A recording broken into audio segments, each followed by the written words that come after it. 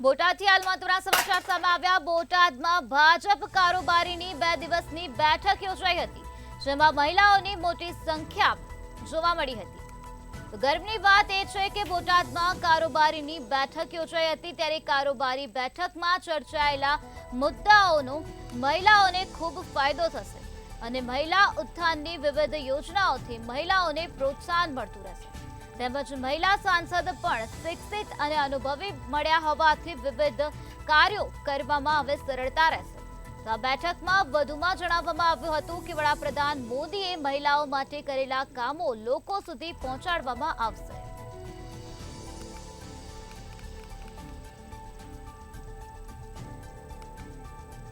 આ બેઠકમાં મોટી સંખ્યામાં મહિલાઓ જોવા મળી હતી। કારોબારીમાં ચર્ચાયેલા મુદ્દાઓનો મહિલાઓને હવે ફાયદો થશે।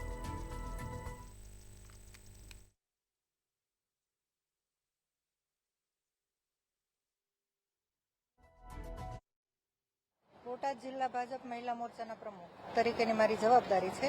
બેન, આજે કારોબારી જે બેઠક થઈ અને 2 દિવસ દરમિયાન ઘણી બધી ચર્ચાઓ થઈ છે, ઘણી બધી મહિલાઓ માટેની પણ વાત થઈ છે, નારી શક્તિની પણ વાત થઈ છે। કેટલો ફાયદો થવાનો છે મહિલાઓ માટે?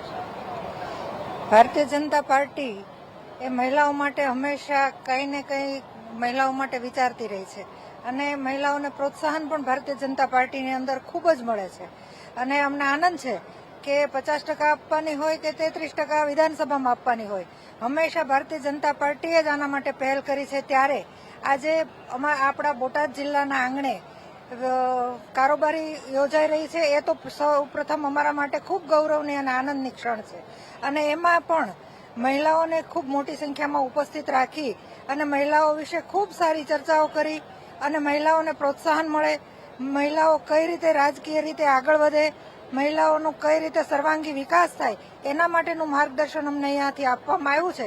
સાથોસાથ જિલ્લાના કે રાજ્યના મહિલાઓ માટે શું શું કરી શકે સરકાર, એના માટે પણ વિચાર અને મંથન